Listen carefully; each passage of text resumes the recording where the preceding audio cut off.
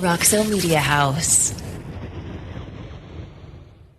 A Signal 51 is police code for an investigation, a law enforcement proceeding that is a systemic and thorough attempt to learn the facts about a possible crime that is complex and whose facts and circumstances are generally hidden, at least initially, behind obstacles that can be coincidental and or man-made. Investigations methods are formal. I'm John Henry, a journalist. My partner is Jake White, a retired Fort Worth police sergeant. And together we examine the difficult cases of law enforcement, both in Fort Worth and around the region. This is Signal 51. The show is designed specifically for a more mature audience. Some of the content is graphic and is not intended for younger audiences.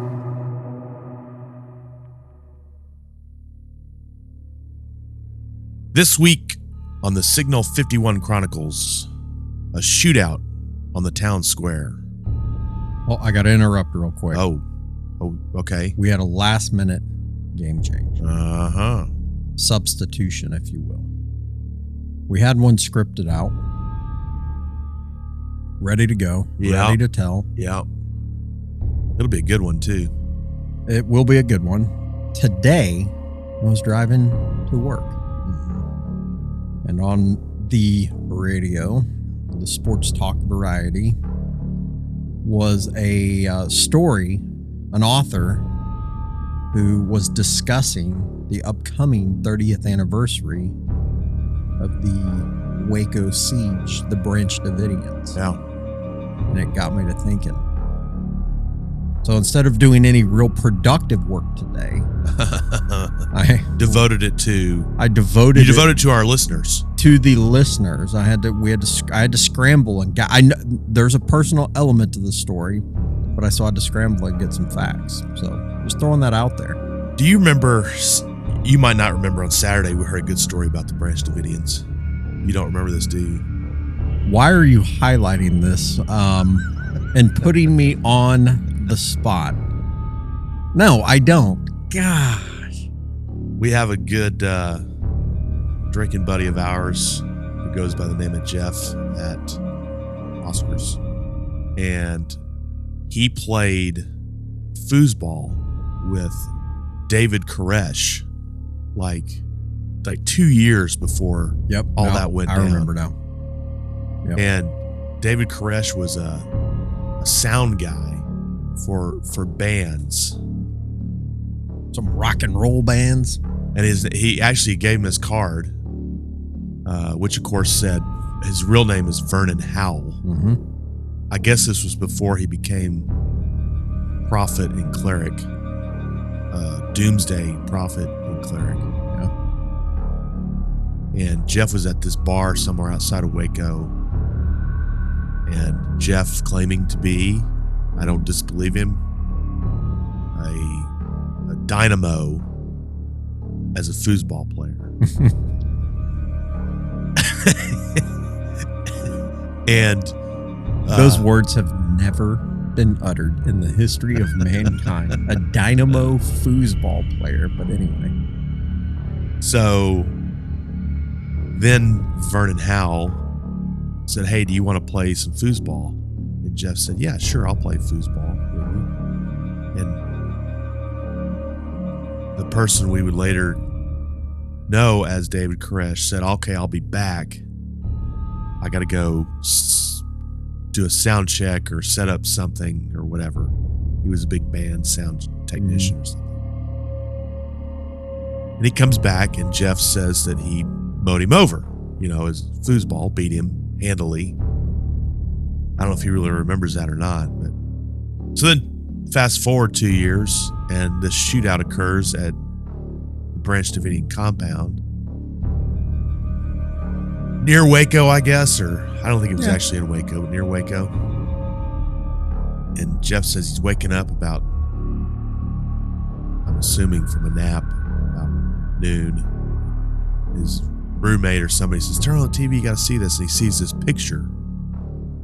And he does a double take. He's like, "What the?" And it was the same guy he had played. That he destroyed in foosball. And I think he still has his card. We need to have him on. Oh, that's... We need to have him on to talk about that. incident. He'd tell the story better than I can. I think what And he's intrigues a funny guy. What intrigues me most is, I mean, Foos. I didn't know people. I guess some take it seriously. I suppose. I don't know. Well, apparently he did it one time because he was quite proud of how well he could play that game. But he was going to school at Texas State. What do they call that? TSCO, Texas State mechanical stuff, trade school. TSCO, I think is what it's called. Yeah, I would know it any other day. I'm playing on the IE. I'm playing injured, hurt today. You know that. I can tell. Under the weather, and so my memory is foggy. But whatever that place is called, and the feds took that school over as their base of operations for this Branch Davidian standoff. Mm-hmm. And Jeff says he was going to school that day, like the Monday, I guess, afterwards. And they said this guy comes out with this, I don't know, this hefty piece of armor that he's carrying, and says, "What are you doing here?" And he points to his parking sticker. Says, "Well, I go to school here." He says, "You don't today. Until further notice, you don't go to school here." He says, "All right, I'm out of here." Wow. Well, anyway, we're going to talk about something that happened in June of 2013. June 28th, as a matter of fact, about 10 a.m. We are in Hood County, and the Hood County Sheriff's Office was called to home on Edgecliff Court in the Oak Trail Shores community. It's actually north of Granbury, I think, is what. Slightly north, yes. And deputies figured that they were headed for a tricky situation when they were sent to a disturbance call at the home. And a disturbance calls home is that's always fraught with peril, right? You'll be the first to say that's. I mean, it could be anything from, Right. Somebody in there yelling to. And it's always emotional because it's personal. Typically so, yeah. And when it deals with a husband and wife or spouses. While in the details that we're going to get into that they knew about, this one definitely would. Well, the deputies get to this home on Edgecliff Court, and not long after they're there, sure enough, the worst possible scenario develops with gunshots ringing out and a man in a white Chevrolet minivan flees the scene. Now, on that same day, in neighboring Johnson County, in a courtroom in neighboring Johnson County, court officials were awaiting the arrival of a man for a hearing. Yep. So one of the responding officers to the call in Hood County was Sergeant Lance McLean. Sergeant McLean and other responding deputies were told when they were called to the home on Edgecliff Court that Ricky Don McComas from Joshua, also in Johnson County, was at the home. The home was that of a teenage girl who accused him of aggravated sexual assault almost 1 year prior. The assault allegedly occurred behind a Brookshire's grocery store that was under construction in Joshua. McComas was arrested in August and later released on bail. His trial was scheduled to begin in August, news reports stated. However, rather than to go to court, McComas went to the teen's home to confront her. He was already known to Hood County Sheriff's deputies because of a criminal trespass warning that had been issued to him. Criminal trespass warning essentially was documentation that he should not be there, not be anywhere near the victim's home. But the other fact... Hold on. Is that something that police just give, or does that have to go through a court too? Criminal trespass warning. Is that something that just police say you can't come back here? Yeah, in Texas, it's could be different other parts of the U.S., but in Texas, yes, it truly is a written warning. But from a police officer, it's not a court order or anything like that. It's just and the property owner has to say, you're no longer allowed to come back on my property. And then, so you write it looks kind of like a ticket. Right. You give one to the property owner, one to the person you issued it to. You do a report. So that way, if the person does return, they've already been warned. Right. Then they can be arrested. Subsequently get arrested. All right. We'll carry on with this. So if you guys, like we talked about before, when the deputies were called to the scene, they knew there was going to be trouble. Obviously, they knew of McComas. They knew of the criminal trespass warning. The other fact that perhaps indicated there would be trouble was Ricky Don McComas, who was 49 at the time, was a licensed gun dealer. An FFL, Federal Firearms License. Now, I had never heard that term before, FFL. Yep. Well, and of course, soon after the deputies arrived at this home, and right after the gunfire erupted, one man lay dead from it.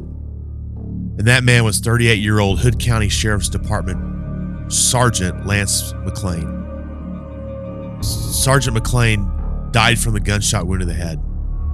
Another deputy with Sergeant McLean was able to make a distress call, would you call it, that shots had been fired. Yeah. And of course, you've either probably seen this or certainly seen it on TV. There's a rush to the scene by every nearby cop that's around. Mm-hmm. And they responded and we're on the immediate lookout for McComas, who, like, as you said, they knew he was a person of interest immediately. Mm-hmm. McLean was a 5-year veteran on the Hood County Sheriff's Office. He was highly respected at the work that he performed, and Sheriff Roger Deed said he had, quote unquote, big plans for McLean.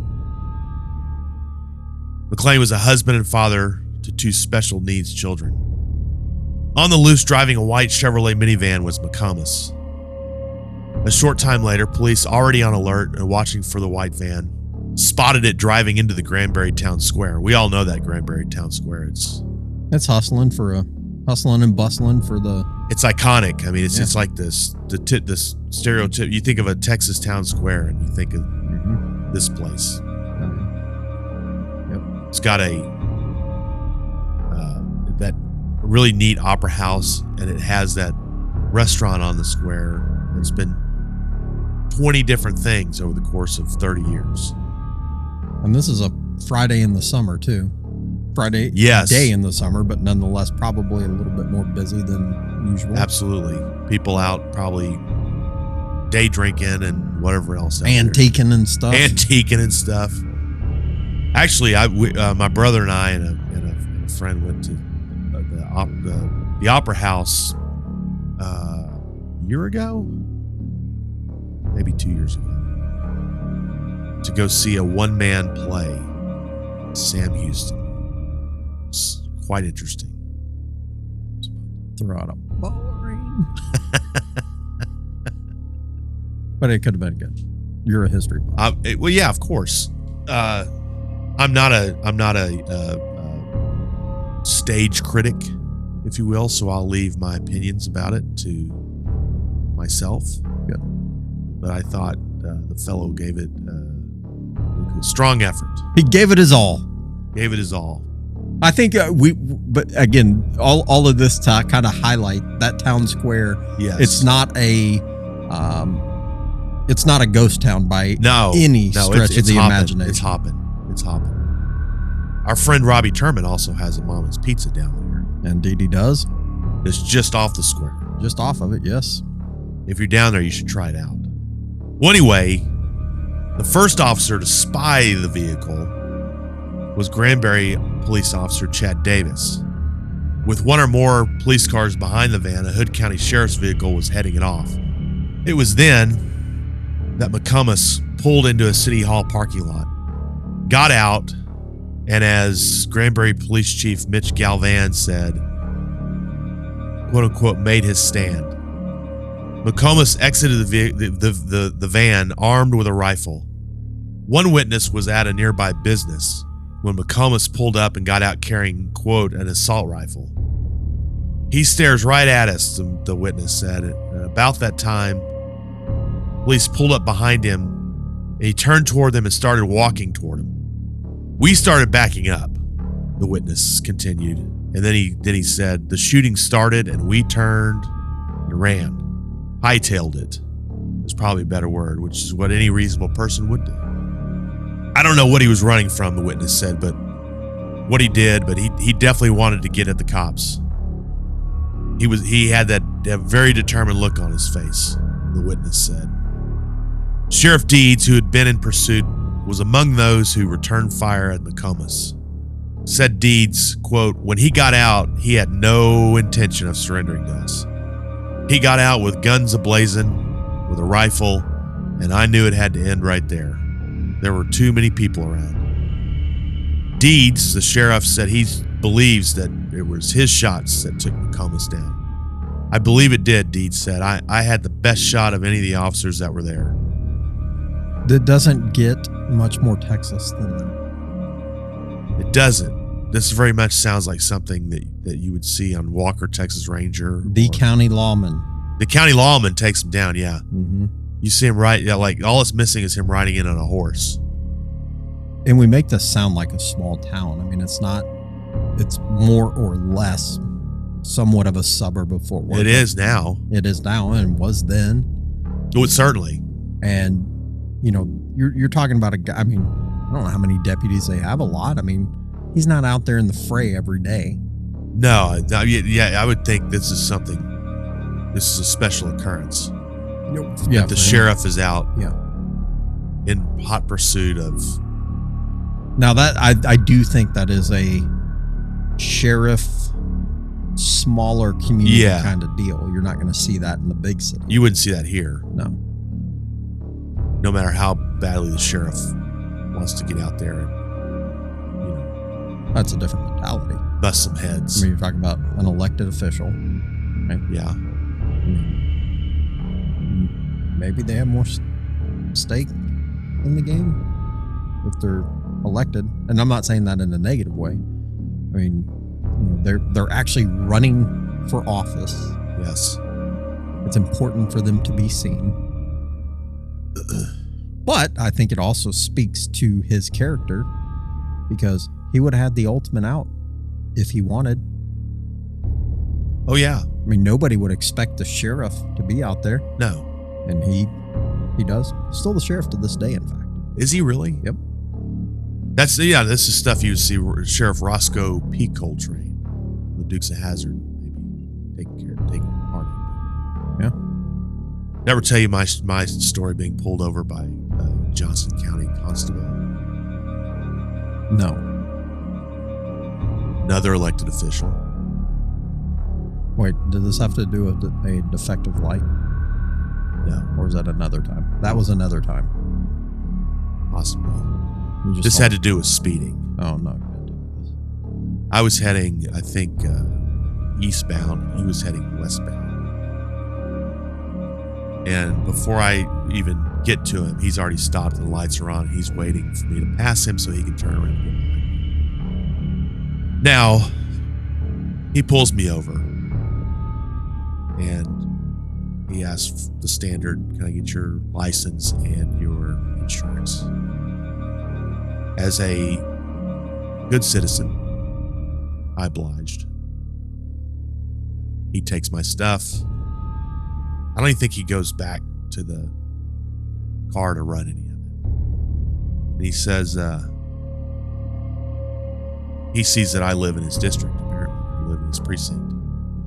So writing me a ticket is completely off limits. Mm-hmm. That's the last thing he wants to do, is write a constituent a ticket. He wants within reason, of course, he wants every encounter with him to be a positive. Yes. So that when you go to that voting, when you go to the poll to vote, you pull that lever for, I can't remember this guy's name to save my life. He's no longer a constable. So not only does he not write me a ticket or anything more serious, because I had been up my neighbors invite me. Okay. He invites me out to ride out with him. Did you do it? I did. Did you write about it? No, I didn't. Nothing happened? No, well, that was probably about 8 o'clock, 9 o'clock at night. Wait, the same night? Yeah. Oh, yeah. The same night. Yeah. He goes, pull your car over in that church over there and just come on in. So I went out and rode out with him till like 2 or 3 o'clock in the morning. Buzzkill. True story. Just kidding. We went by the volunteer fire. Actually, I think they might not have been volunteer by then, but went by the fire department. Took me. I think it was a new building. Took me on a tour of it. And then of course, we did some of the other law enforcement stuff, like harassing other drivers, like pulling over drivers on I-35, gunning, doing the radar gun and all that stuff. It sounds more like you were kidnapped. I don't know. Maybe I don't. That's very strange. I mean, he let me go, after. But what if you said no? I don't know. You would have got a ticket. Maybe. I don't think so. No, I think he just kidding. said, just be safe and carry on. Carry on, wayward son. Carry on, my wayward son. Written by a band from my hometown. Really? Missouri Hick you are, Jake. Missouri Hick you are. Yeah, that's... Nah, I don't know. Not really. Not really. Well, there was another semi-witness to this. Back to Granbury. The president of the First National Bank of Granbury was also nearby. He knew something was up because he heard the wave of sirens approaching. And he quickly realized that this was something out of the ordinary. These officers were not just chasing down a speedster or heading to an accident. Then he knew something was really up when he heard the rapid exchange of gunfire. Said the president, his name was John Lutton, I believe is how you say his name. Quote, "It's not something you're used to hearing sitting inside a 150-year-old rock building." Well, if he'd come out at that time, he'd have seen dozens of shell casings found around McComas's van. One woman said she thought the shooting was one of those old West reenactments, or some sort of Confederacy reenactment. General Hood being a Confederate general. Oh, there we go. I'm not exactly sure how that's passed muster in today's world. That's interesting how you got that history. They would throw, well, of course, if somebody comes down there, Granbury's not known as a liberal bastion by any stretch. No. So if the do-gooders come down there and say, we want to change this, we demand that this county be changed, the name of the county be changed, there would be hell to pay. Yep. Well, anyway, she thought it was just an old West reenactment. This gunfire going on. Far from it. This was Obviously the real deal on the town square. I don't know how many rounds were fired. His van was riddled with bullet holes. McComas's. He was presumably riddled with bullet holes.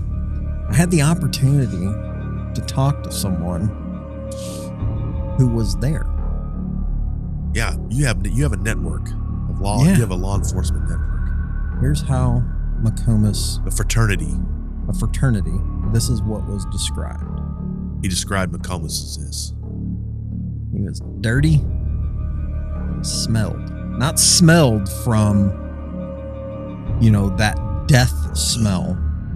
He was unkept. He was unclean. So with McComas, you have Sergeant McLean. He's transported to John Peter Smith Hospital. He died the next day, about little more than 24 hours after the shooting. May God rest his soul. Officer Davis was shot in the arm, just below the shoulder, near the shoulder. The bullet exited out of his back. And he was shot at that shootout. He was at the shootout, so there's two scenes. Yeah. So one of the things that they're going to do, standard operating procedure, if you will, and assuming probable cause exists, a search warrant was served at McComas's house. Inside, investigators found nearly 3 dozen firearms, including several AR-style rifles, and about 10,000 rounds of ammunition that were located and seized. Somebody asked you right there on a search warrant. Let's just assume he lived by himself. I don't know if he did or not. McComas. I don't know for sure if the same person, not a direct quote, but the message was he was the law enforcement source that we have. Just a source. Just a source. We'll call it just a source.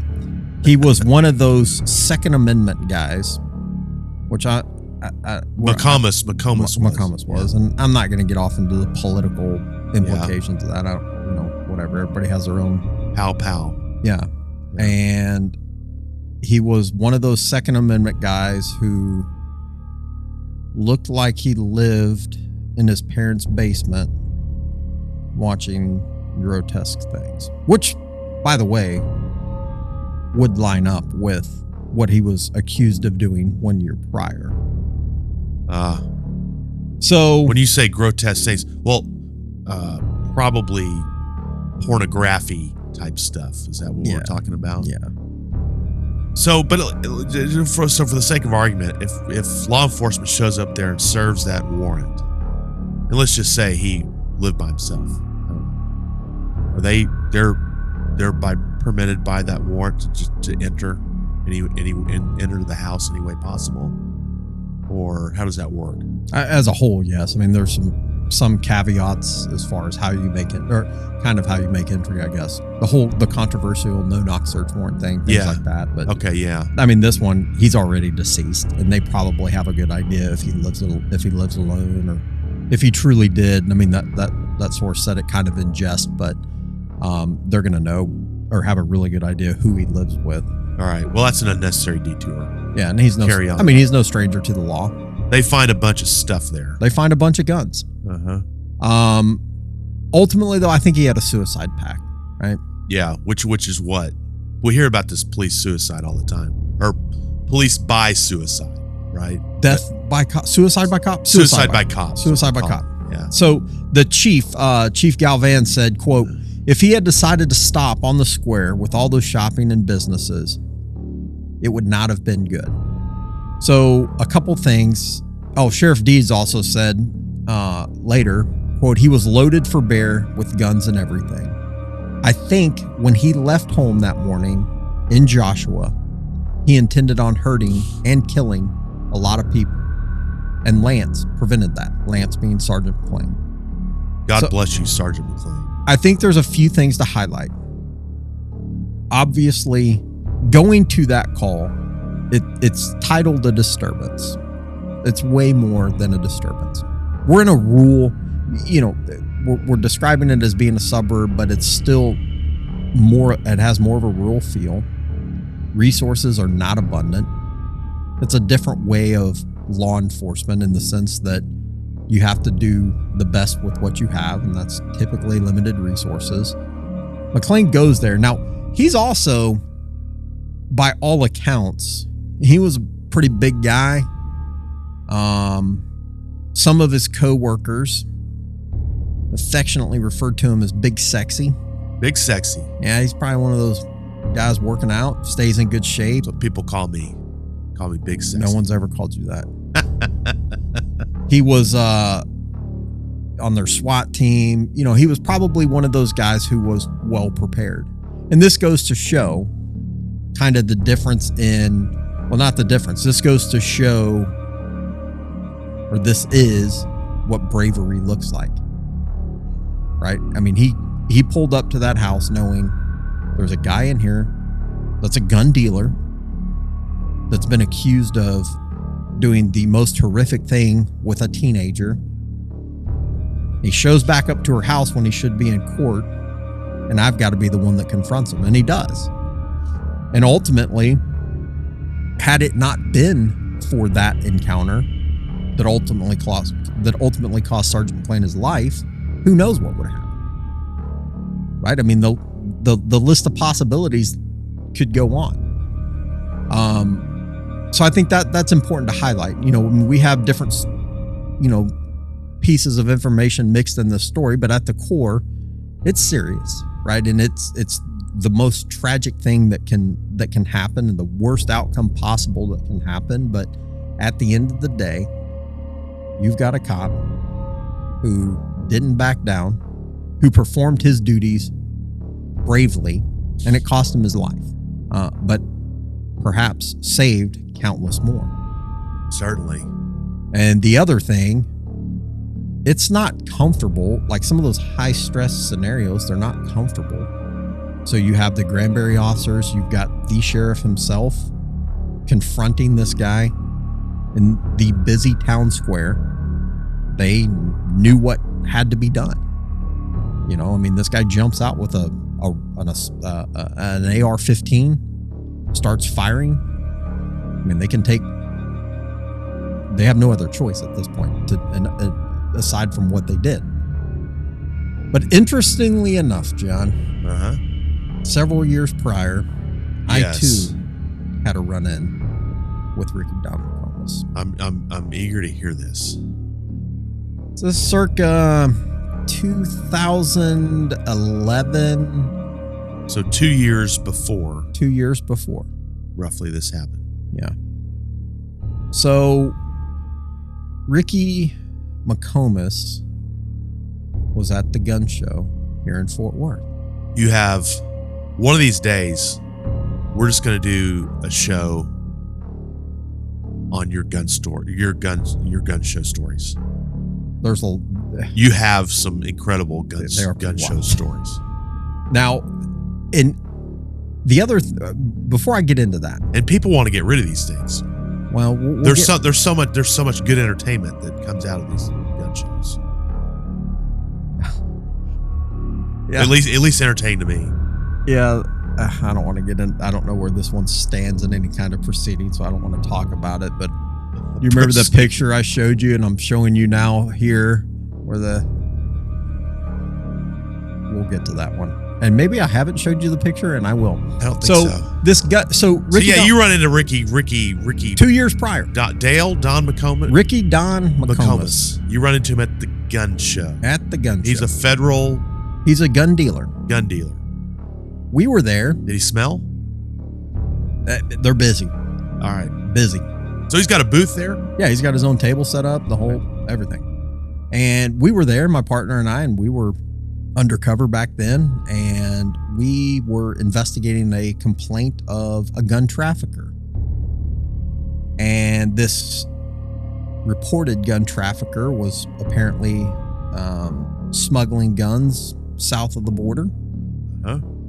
And we knew where he was getting them from, or we had information, and so we're watching the guy. And sure, you're undercover, so you're just kind of milling around, like you belong, like you're there to buy a gun, perhaps. Yeah, and I'm not even a gun guy, really. Right. I have to fake it to make it in those environments. Yeah, it'd be like me. Yeah. Okay. So anyway, you got your eye on somebody. We see something suspicious at this table we're watching from a patron. So suspicious that we think, well, maybe there is something to this complaint. So we start following that guy around, and we watch him purchase it was somewhere in the neighborhood of 20 guns. Now, he would walk up to a table, drop a stack of money off, walk up to another table, drop a stack of money off. He did this 4 or 5 times. That's not typical. That's not typical. Okay. Large sums of, large wads of money. People are usually buying guns with a debit card, a credit card. Well, this is 12 years ago. Cash was not uncommon. Right. Cash, certainly. Yeah. But when somebody's dropping off thousands of dollars at multiple tables, Gotcha. It starts to become a little bit suspicious. And that is based on the information that we had previously received. Gotcha. And so this guy's dropping off money, table after table, 4 or 5 of them. He goes outside, smokes a cigarette, calm his nerves, I suppose. I don't know. And he comes back inside. And he goes and he buys. And he's completely unaware that anybody is spying him. Oh, yeah, he has no idea. I mean, there's a lot of people in there. Yeah, right. That's not necessarily because I was that good. I was. Well, you had quite a disguise. I don't know. Yeah, I did. So he comes back inside. He buys these bags. Jake had a Forrest Gump. When Forrest Gump finished his run, he had a Forrest Gump-esque. I did. Long beard. Yeah, that's safe to say. Okay. This guy comes back in and he buys these rifle bags. They're like $100 a piece. And he walks up and he just grabs 5 of them. Doesn't look at them. Pays no attention to them. So the guy behind the table is like, "You gonna buy those?" And he's like, "Yeah." He just pulls out $500, throws it on the table, walks off, starts dropping these rifle bags off. And so he drops them off, and each table would fill them up with 2, 3, 4, 5 guns. So he gets to the last table, and they're filling his bag up. And the table nearby, I can't remember if it was right or left, across the walkway, whatever it was. This guy walks up and he picks up a pistol that's on the table, and he pays zero attention to it. Has it in his hand for 1 second, and he's like, "Hey, I'll take this." I mean, it's a $500 gun. I mean, he does not inspect it, doesn't even look at it. Very suspicious. He leaves. We take some investigative steps. We determine, hey, he was in fact trafficking guns, which led to a very large gun seizure. So in a city way farther south from here, those big cities. And so we are tied up the entire week at this point on this case. And we come back and we start, figuring out, okay, who are all these people he's buying the guns from? And one of them, the one where he quickly picks up that pistol, was none other than Ricky Don McComas. Now, he had purchased a gun from Ricky. McComas. Nothing. McComas had done nothing wrong, at least in my observation. I mean, we weren't really focused on that at the time. I had no idea who this McComas guy was. I didn't think anything of it. Blended in, I suppose. But he was just at a booth. He had a booth and whatever, selling his wares. Yep. So we had to talk to him, interview him, talk to him about the transaction. He didn't really even remember it because it was busy, and there's thousands of people in there, so he had no real memory of it. And then here we are, fast forward 2 years later, this steel trap up here was like, I know that guy. So Rusty and dangerous is what that trap is up there. Yeah, that's exactly right. So what was he like? Nonchalant, like nondescript. I don't remember him.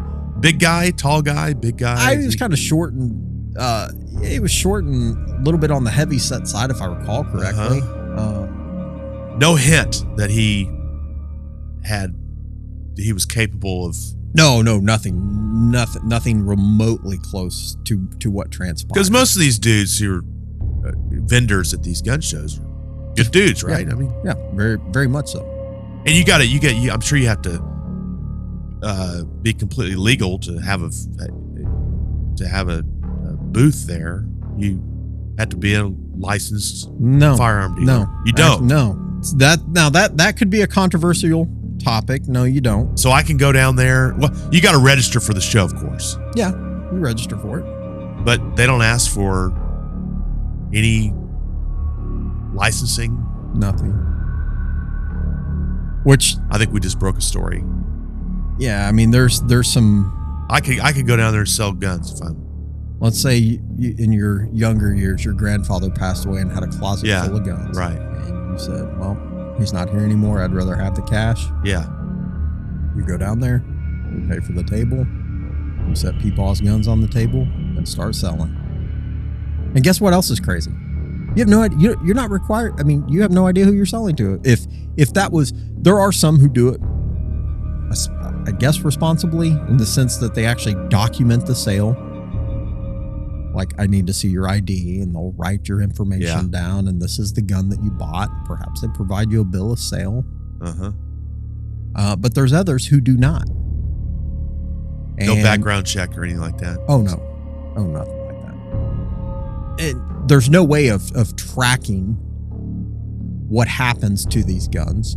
How many of these guns are later used in criminal offenses? If they're bought from a gun dealer, the gun dealer conducts the background check there at the gun show. And if all goes well with that, you fill out your application, your 4473. So some do a background check. Yeah, I would say it's probably just throwing out a number, 75% probably. Well, like this guy you guys were trailing and arrested. He was buying all these guns, but not from dealers. He wasn't? No, he would go to the ones who were quote unquote private collectors. And that, again, I'm not going to get off into the political ramifications of it. That's not what this show's about or anything like that. I frankly could, it's just not my cup of tea or forte. Okay, hold on before we carry on. You've got to tell the gun show story. Can't remember which one it was.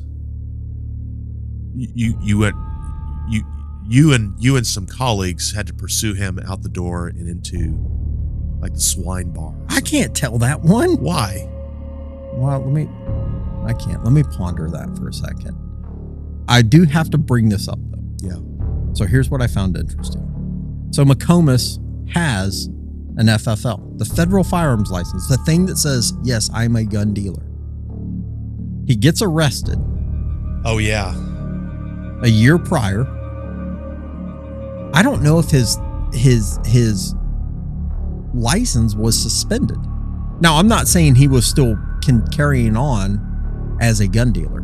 Maybe he closed up shop and knew, hey, I can't do this. So I have all my guns in my house and 10,000 rounds of ammunition in my house. Maybe that's what he did. I don't know. I did some checking on it, and I don't know that there's a hard, fast rule where that would be an automatic suspension. Like, for example, we were talking about DWI. You get a DWI, I think you lose your license is suspended. If I recall correctly, I was never immediately, whether convicted or not. I think, and this has changed. If you refused to submit to a breathalyzer, that's an automatic suspension. You're not guilty at that point.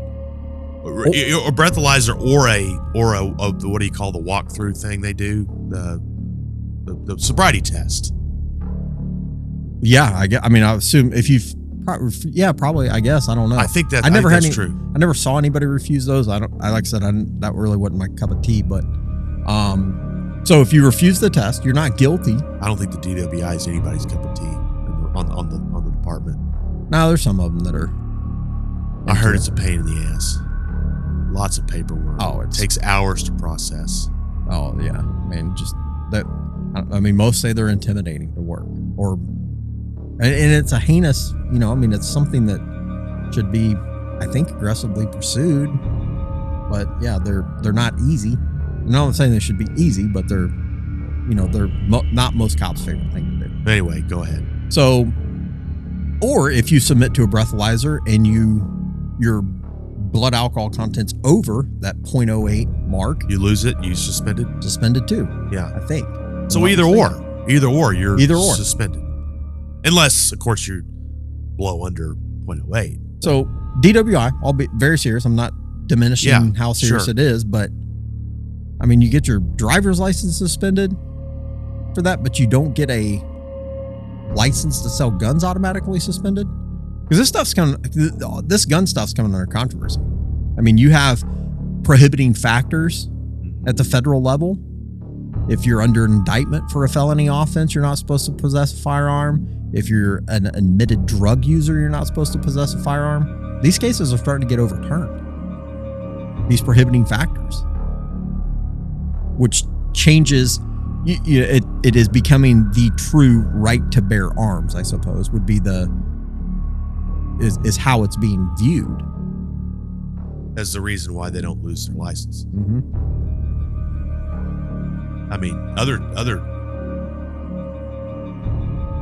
Other civil liberties are suspended, aren't they? When I mean, for God's sake, you're not. I guess prisoners could vote. No, I you don't can't. think. No. No, you can't even. When you have a felony, you can't Yeah. vote. No. I mean, you don't. Your First Amendment's always there, right? To some degree. In some cases, perhaps your Fourth Amendment's somewhat diminished. Because I think there's some states where if you're on probation or parole, it's an automatic. You are subjected to a search whenever. So I don't know. I mean, it's a controversial topic, clearly. Oh yeah. I mean, here we are discussing this after the Michigan State incident. You know, I don't know what the solution is. And I'm not saying that. I mean, truthfully, him being a gun dealer has little to no relevancy, in my opinion, on this case. Right? I mean, that's not what killed Sergeant McClain. That's not what caused Officer Davis to get shot. But I mean, it does bring up, things aren't exactly level, I guess. I mean, I suppose that one difference might be is that you can't deny a person to make a living when he hasn't been convicted of. What if you're a truck driver? Well, what if you work for? You have DWI or whatever. Yeah. You deliver packages. Although, I know people who've gotten their licenses, or have heard of people who've gotten their licenses suspended, and they apply and are allowed to drive on like a I think work. I think there are some modifications there. Yeah, so there might that might fit into that thing, but I don't know. I mean, I guess ultimately, these are talking points that are loosely related to this, but at the end of the day, I mean, to summarize it, you've got a cop who gets called to a house, a disturbance, knew that bad things were likely to happen, didn't back down, went where he was supposed to go, did what he was supposed to do, and sadly, it cost him his life. And you can't discount the bravery that these men and women do on a daily basis across the U.S. Yes. This one just hits close to home, obviously. It's a tough job. And like you said, a lot of times you're walking into something, you don't have the foggiest idea what's going on. It could be one of 100 different things going on. Yeah, no clue. No idea. No. So, well, I wanted to say this. Our hero protagonist, Sergeant McClain, was actually from Hico. And the good people of Hood County, just to see, 2 years ago, I guess, named. Actually, it was in 2015. The Texas Department of Transportation approved naming Loop 567 in Granbury between the Loop's intersection with 377, which we all know about, and Business 377 as the Deputy Sergeant Lance McClain Memorial Highway. And they also have, I've read, a memorial golf tournament in his name that pays for, it was, I guess, founded by his wife, that as of a couple of years ago had given away about $150,000 in scholarships and charitable donations in his name. Oh, that's cool. I mean, it brings the human element to it, right? I mean, sure. And he wasn't just a deputy. He wasn't just a sergeant. I mean, he was a husband, a father to 2 special needs kids. Yeah. I mean, can you imagine? Not that it's easy ever, but imagine that's a huge, huge loss, right? I mean, certainly. And they said McClain was, in this story that I was reading, it described him as one with quite a sense of humor, made a lot of people laugh, Mm-hmm. quick-witted, and always had a ready joke, and was a fan of photobombing. Yeah, I saw that at the Texas Ranger games. So. I don't know. But anyway, it's nice to see that his memory and the courage and nobility that you talk about lives on down there. You sound like a pretty good dude. He was 38 at the time. Yeah. Yep. So that means I think it'd be 40s. Well, It'd be 48. 48. It's Yeah. 10 years ago. Yeah. Can't believe that. 2013 is 10 years. Yeah, no, that is hard to. So are we getting a gun show story out of you or no? Not yet. We might have to. Well, I think we might go with a package deal on those. All right. Because we could do a full hour on gun show stories. They are pretty funny. Because it is kind of a gathering place for, there are certainly honorable people there, but there are certainly Yeah, I think they've not. It's been years, but I think they've taken some steps to curb that element, criminal element that may frequent, I suppose. Yeah. Which is good. I mean, yeah, because there was definitely a lot that would go on there. Oh yeah, I'm sure. Well, We're gonna call this a day. I think we're going to call it a day, and obviously remembering the service of Sergeant Lance McClain and his dedication to Hood County and the community down there. And like you said, it's good to see that his memory still lives on. And, I'm sure now that, 10 years later, there's certainly some of the same people with the same level of bravery that are serving that fine citizenry. Absolutely. And the sheriff, he lives on. He's still going down there, old Roger Deeds. Still in office. Yep. Man, he loves his job. Yeah, for sure. Well, or he can't afford to retire yet. One of the two. Could be a combo. Could be a combo. I don't know. Well, what's important is for Signal 51 Chronicles on YouTube. We're picking up subscribers, picking up some subs. You guys need to join that club. Yeah. Do not be left out. And it's so easy. It's easy. You just got to go to YouTube and click subscribe. That's that easy. It doesn't cost a dime. No. And you'll be first. You'll be some of the first to know when we drop a new one. Right. Preferred podcast platform, any and all, Apple, Spotify, you name it, Signal 51 Chronicles. And we're out for this episode. See ya.